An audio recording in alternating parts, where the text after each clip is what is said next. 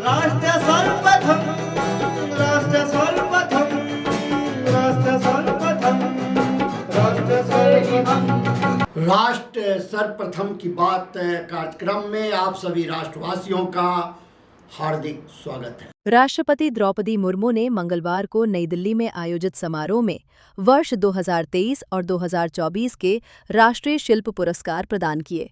इस अवसर पर उन्होंने कहा कि कला केवल अतीत की स्मृतियों को सुरक्षित नहीं रखती, बल्कि वर्तमान को अभिव्यक्त करती है और भविष्य की आकांक्षाओं को भी दिशा देती है।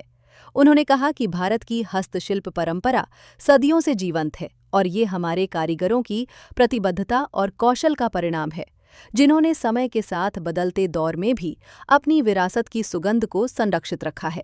राष्ट्रपति मुर्मू ने बताया कि हस्तशिल्प क्षेत्र में 32 लाख से अधिक लोग कार्यरत हैं, जिनमें 68% महिलाएं हैं, जो इसे सामाजिक एवं आर्थिक सशक्तिकरण से सीधे जोड़ता है। उन्होंने जीआई टैग और ओडीओपी जैसे अभियानों को भारतीय शिल्प की वैश्विक पहचान बढ़ाने वाला बताया और युवाओं से इस क्षेत्र में नवाचार और उद्यमिता को बढ़ावा देने की अपील की। भारतीय हस्तशिल्प की समृद्ध परंपरा को नई ऊंचाइयां प्रदान करने वाले शिल्पकारों को सम्मानित करने के लिए आयोजित इस समारोह में उपस्थित होकर मुझे हार्दिक प्रसन्नता हो रही है। आज शिल्प गुरु पुरस्कार और राष्ट्रीय शिल्प गुरु पुरस्कार प्राप्त करने वाले सभी शिल्पकारों को मैं हार्दिक बधाई देती हूँ। पुरस्कार समारोह में आने से पहले मैंने अपने द्वारा निर्मित असाधारण हस्तशिल्प का अवलोकन किया।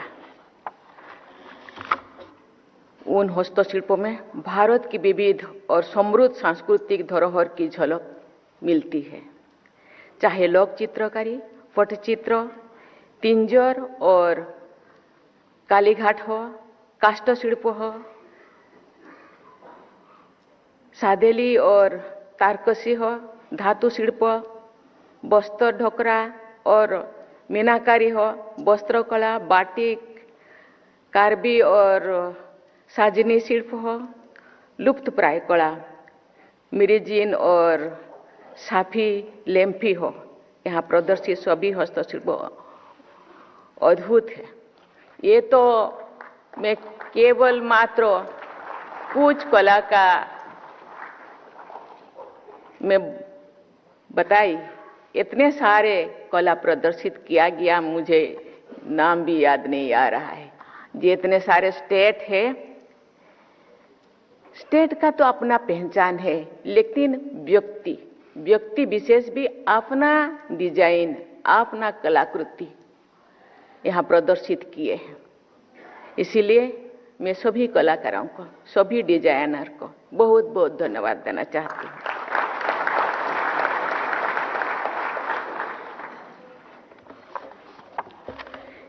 हस्तशिल्पी को प्राय परंपरा से जोड़ा जाता है। मुझे बहुत प्रसन्नता है कि आज जहां एक तरफ विलुप्त हो रहे कलाओं के संरक्षण और जनजातीय कलाओं के प्रोत्साहन के लिए, तो वही दूसरी ओर डिजाइनिंग, इनोवेशन और स्टार्टअप को बढ़ावा देने के लिए भी पुरस्कार दिया गया है।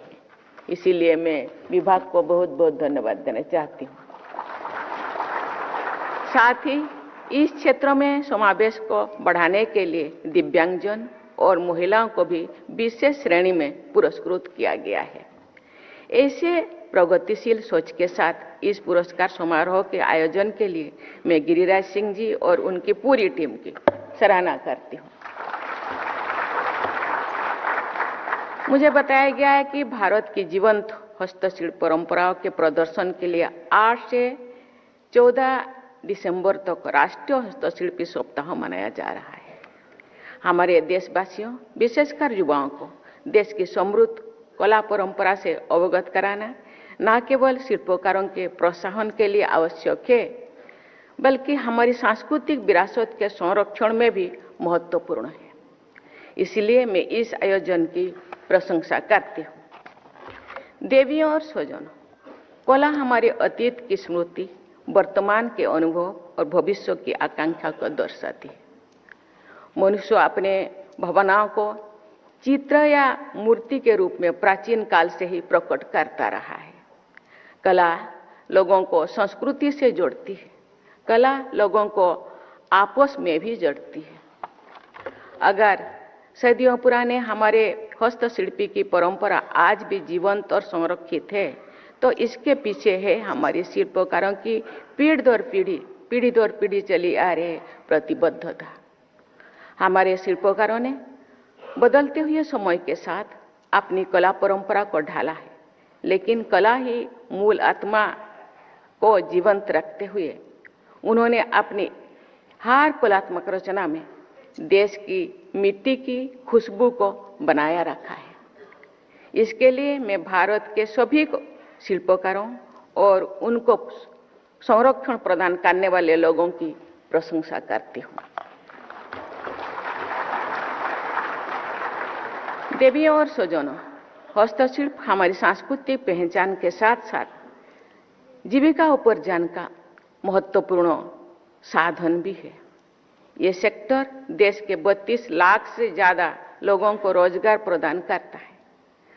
उल्लेखनीय है कि हस्तशिल्प से रोजगार और आय प्राप्त करने वाले अधिकांश लोग ग्रामीणों या दूरदराज के क्षेत्र से है। ये क्षेत्र रोजगार और आय का विकेंद्रीकरण करके समावेशी विकास को बल देता है। हस्तशिल्पी को बढ़ावा देना सामाजिक सशक्तिकरण के लिए महत्वपूर्ण है, क्योंकि ये सेक्टर परंपरागत रूप से कमजोर वर्गों के लोगों को सबल प्रदान करता रहा है। उनके लिए हस्तशिल्प न केवल अर्थ उपार्जन का साधन है, बल्कि उनकी कला उनको समाज में पहचान और सम्मान भी दिलाती है। हस्तशिल्प क्षेत्र के वर्कफोर्स में 68% महिलाएं हैं। इसलिए इस क्षेत्र के विकास में महिला सशक्तिकरण को भी बल मिलेगा। मुझे खुशी है कि आज के 48 पुरस्कार विजेताओं में 20 विजेता महिलाएं हैं।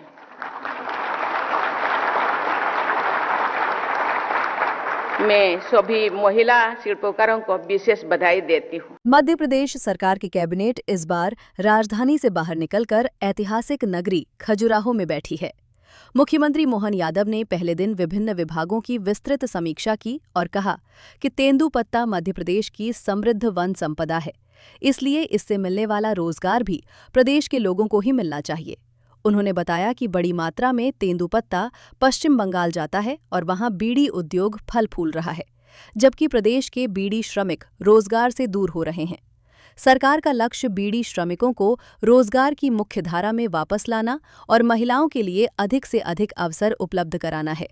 मजदूरी, सुरक्षा और सुविधाओं में सुधार को लेकर भी निर्देश दिए गए। खजुराहो पहुंचने पर मुख्यमंत्री और मंत्रियों का बुंदेली परंपरा से भव्य स्वागत हुआ।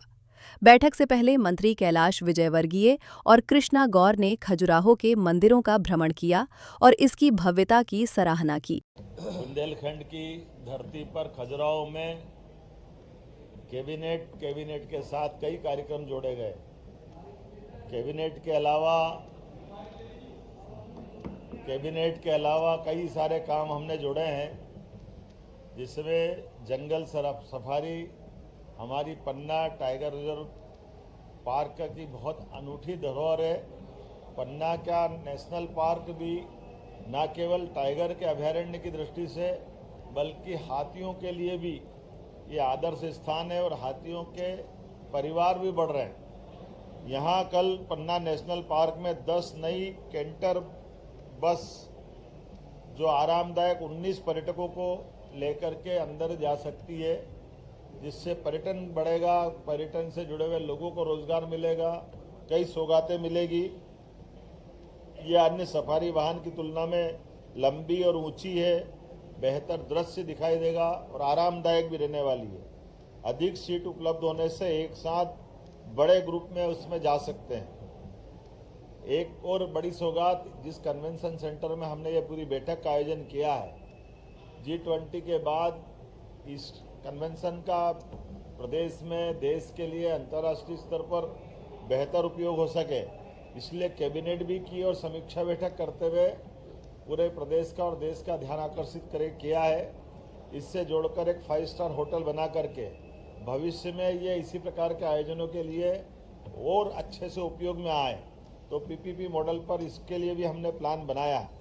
इसी की तर्ज पर ये कन्वेंशन सेंटर इस प्रकार से राज्य में और भी बड़े स्थान पर इनकी सौगात देने की दृष्टि से विचार किया गया है। जैसा कि माननीय मंत्री और माननीय विष्णु शर्मा जी ने कहा है कि हमारे बुंदेलखंड के अंदर रोजगार को लेकर के जब हमने सागर इन्वेस्टमेंट समिट की थी, उसके बाद से खाद के कारखाने सहित कारखाने कई लगे हैं, लेकिन और एक नया पार्क डेवलप करते हुए जिस प्रकार से बड़ी सौगात बुंदेलखंड को मिली सागर में, ये वाकई अद्भुत है।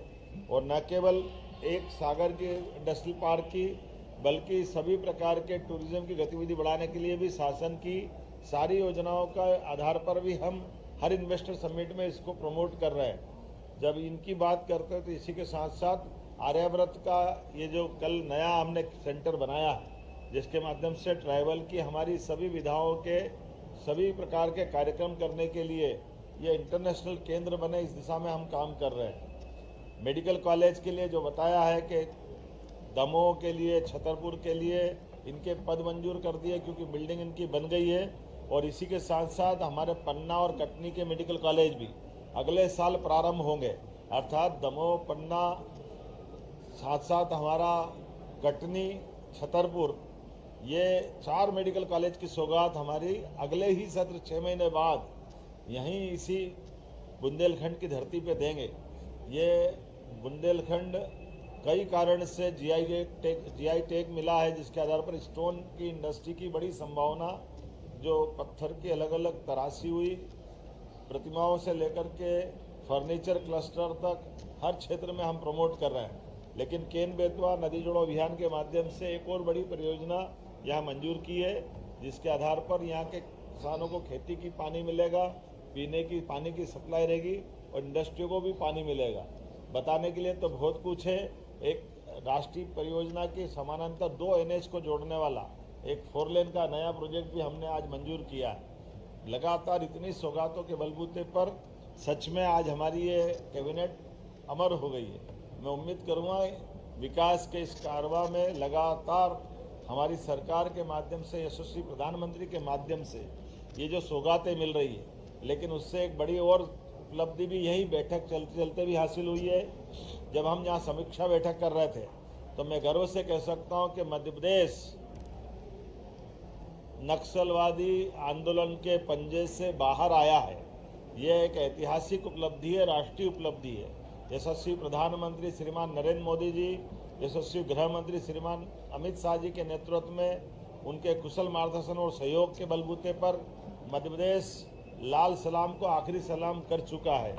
ये हमारी कानून के आधार पर व्यवस्था चलाने का बड़ा उल्लेखनीय उदाहरण है। और ये उल्लेखनीय भी उल्लेख करना पड़ेगा कि कांग्रेस के शासनकाल में इन्हीं नक्सलाइटों ने कांग्रेस के सरकार के माननीय मंत्री श्रीमान कांवरे जी को घर से निकाल करके उनके गांव में चौड़े चौगान उनकी हत्या की थी। ये कांग्रेस का शासनकाल है और हमारे शासनकाल में हमने नक्सल मुक्त मध्य प्रदेश बनाने का संकल्प लिया और उसको करके दिखाया। बहुत सारी सौगात बताने के लिए है, लेकिन आज तो मैं समारोह करना चाहूँगा।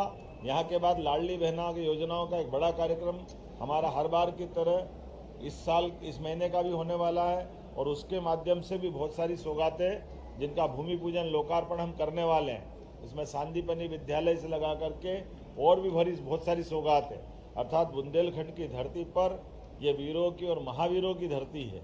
यहाँ पर विकास भी है और विकास के साथ भविष्य की संभावना भी है। माइनिंग का सेक्टर भी है, इंडस्ट्रियल टूरिज्म के साथ इंडस्ट्रियल पार्क भी बनाते हुए सभी प्रकार से रोजगार दिलाने के लिए कांग्रेस के शासनकाल में जो बड़े पैमाने पर पलायन होता था, उस पलायन को खत्म करके यहीं पर रोजगार के अवसर उत्पन्न करते हुए देश भर के बाकी लोगों को भी रोजगार देने की धरती हमारा मध्य प्रदेश बन रहा है, बुंदेलखंड बन रहा है। मेरी अपनी ओर से बधाई। अभी समय है एक ब्रेक का, हम चलते हैं ब्रेक पर। आप कहीं जाए नहीं, छोटा सा break. Kamal Buildtech Private Limited, fulfilling promises. With our professional team and experience of delivering projects, in past we guarantee you peace of mind and top quality work in an affordable price. राष्ट्र सर्वप्रथम की बात कार्यक्रम में break के बाद एक बार फिर आप सभी राष्ट्रवासियों का स्वागत। देहरादून में मुख्यमंत्री पुष्कर सिंह धामी ने राज्य के राजकीय मेडिकल कॉलेजों के लिए चयनित 142 असिस्टेंट प्रोफेसर्स को नियुक्ति पत्र वितरित किए। इस अवसर पर उन्होंने कहा कि नई नियुक्तियां स्वास्थ्य सेवाओं को मजबूत बनाने में महत्वपूर्ण भूमिका निभाएंगी। मुख्यमंत्री ने नव नियुक्त प्रोफेसरों से छात्रों को गुणवत्तापूर्ण शिक्षा देने के साथ संवेदनशीलता, सहानुभूति और सेवा भाव विकसित करने की अपील की।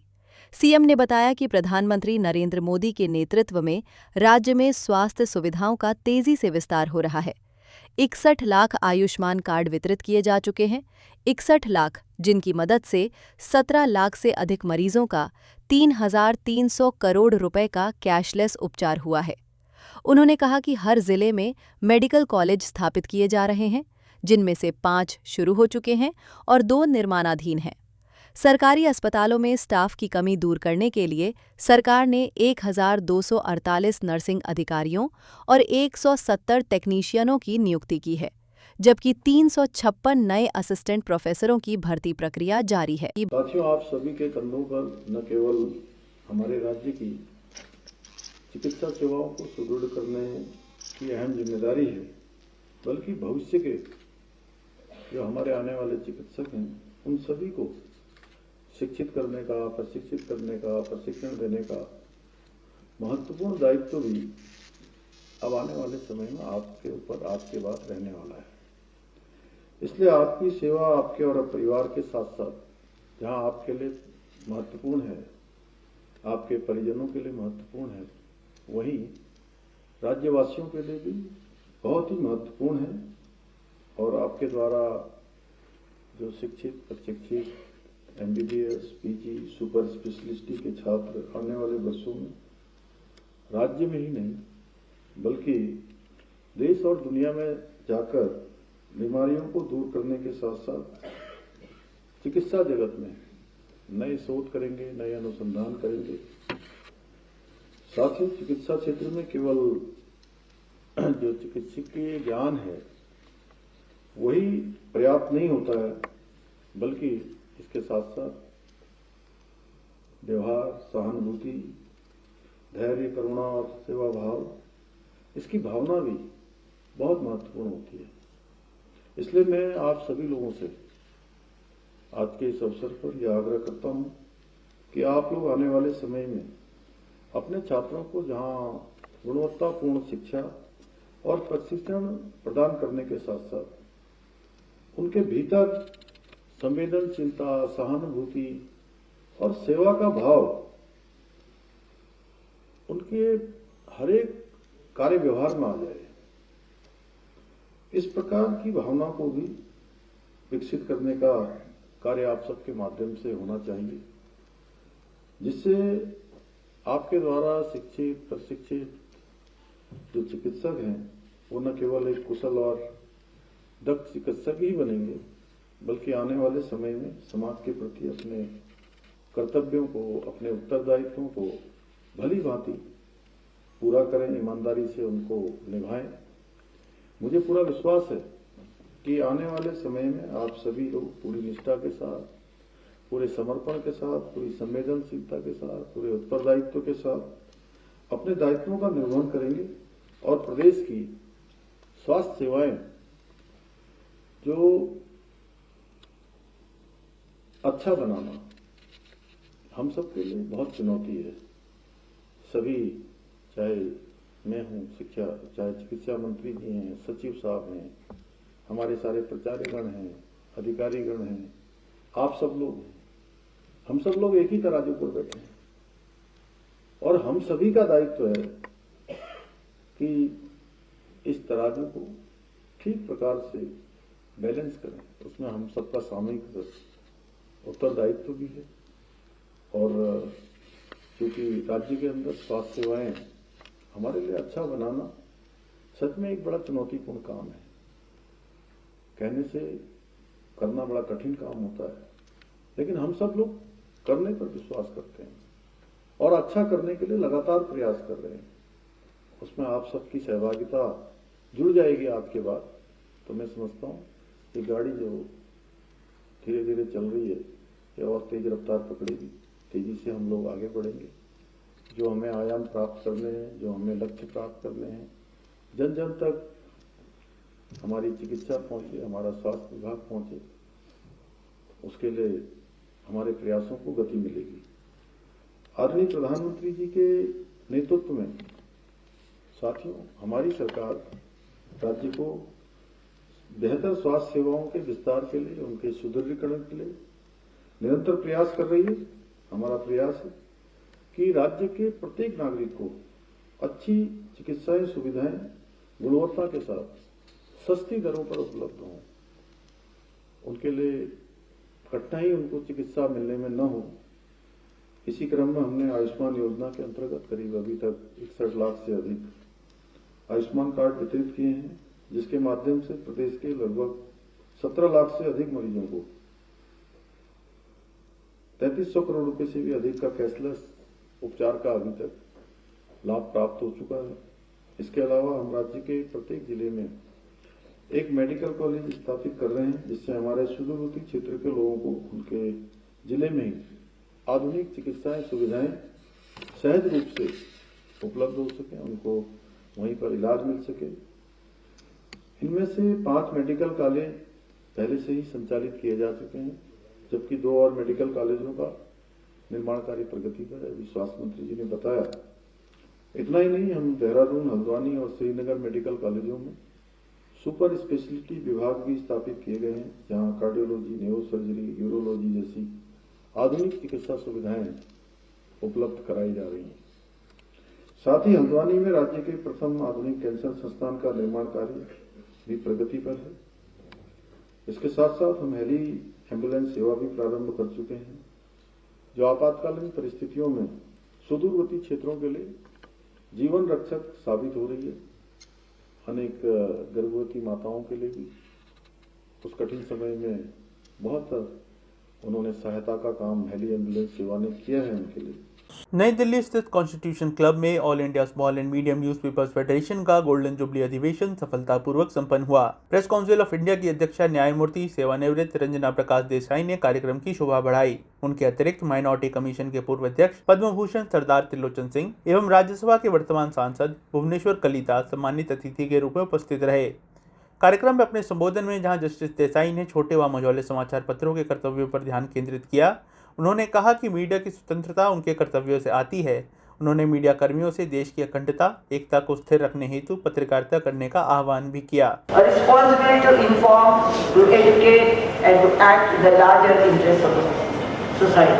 In conclusion, as we celebrate the golden jubilee of the All India Small and Medium Newspapers Federation, I would like to commend the unwavering commitment of the media fraternity to ethical journalism. The strength of a democracy lies not just in the institution, but also in the vibrancy and integrity of its media. Let us reaffirm our shared responsibility to uphold truth, fairness and balance in reporting. Let the press continue to be a force for unity, understanding and progress of the nation. Thank you very much. संस्था की ओर से इस अवसर पर सभी सम्मानित अतिथियों को स्मृति चिन्ह देकर सम्मानित किया गया। वहीं सांसद भुवनेश्वर कलिता और पद्म भूषण त्रिलोचन सिंह से इंडिया दर्पण हिंदी दैनिक के संपादक व नेशनल टीवी चैनल सर्वधर्म संगम के दिल्ली न्यूज हेड ललित सुमन ने सीधी वार्ता की। ललित सुमन के साथ कार्यक्रम में नेशनल टीवी चैनल सर्वधर्म संगम पर आप सभी राष्ट्रवासियों का हार्दिक स्वागत है। All India small and medium newspaper federation के गोल्डन जुबली कार्यक्रम में पधारे हुए राज्यसभा सदस्य आज जो इस कार्यक्रम में ये पधारे, तो इन्होंने छोटे व मझौले समाचार पत्रों की समस्याओं को सुना और उन्होंने जो मंच से कहा वो इस देश की सरकार को ये क्या कहना चाहेंगे। आज ऑल इंडिया स्मॉल और मीडियम न्यूज़पेपर एसोसिएशन फेडरेशन के इस गोल्डन जुबली के शुभ अवसर पर हम आप सबको शुभकामनाएं देते हैं और ये एक महत्वपूर्ण साल होगा, जिस साल में हमारे ये मीडिया खास करके स्मॉल और मीडियम जो मीडिया है और आगे बढ़ेंगे और हमारे देश के कोने कोने में पहुँचे हुए ये छोटे और मध्यम का जो अखबारें हैं ये एक महत्वपूर्ण भूमिका निभाते हैं और हम हमारे समाज को जागरूक करते हैं, खबर पहुंचाती है और खबर लेते हैं। ये बहुत बड़ी भूमिका निभा रही है।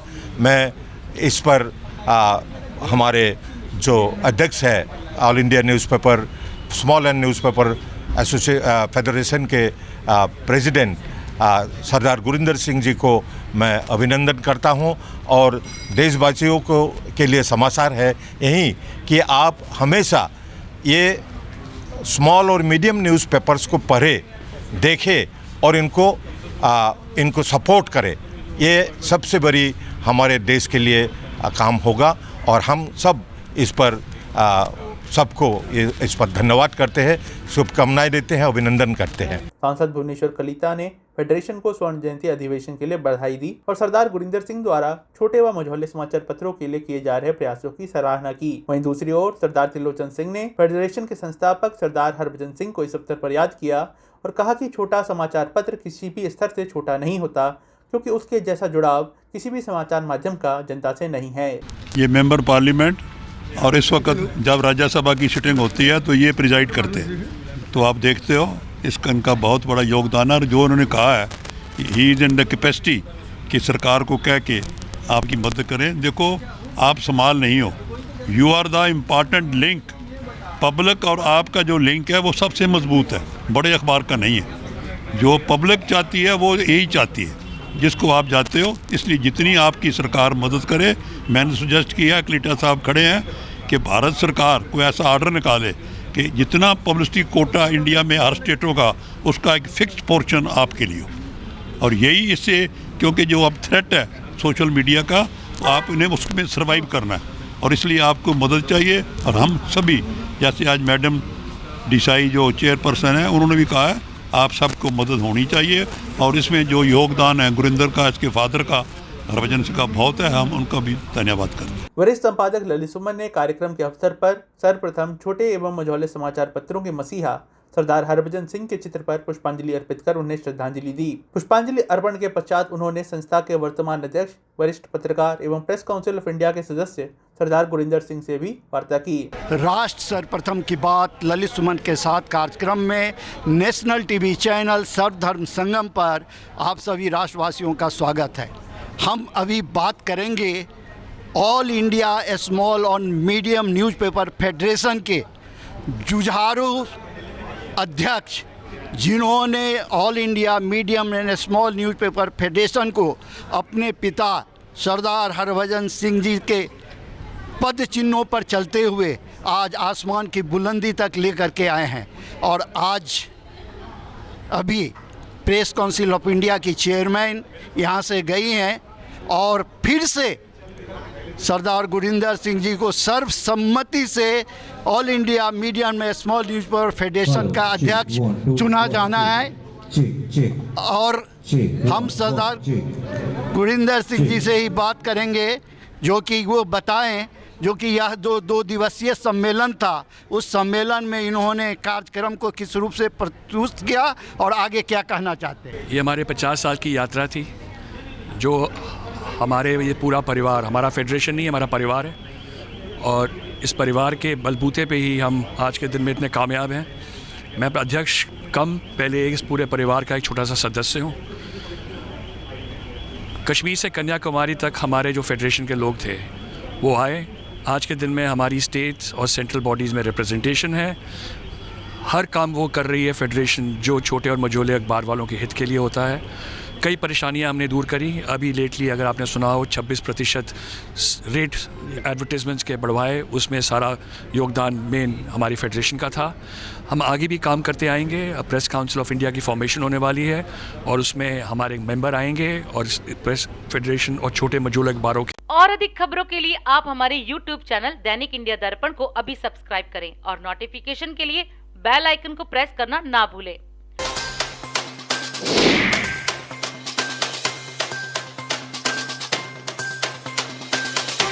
आज हम इस कार्यक्रम में आपसे विदा लेते हैं। आप अन्य खबरों के लिए बने रहे। राष्ट्र सर्वप्रथम, वंदे मातरम, जाग उठा है भारत। राष्ट्र सर्वप्रथम, राष्ट्र राष्ट्र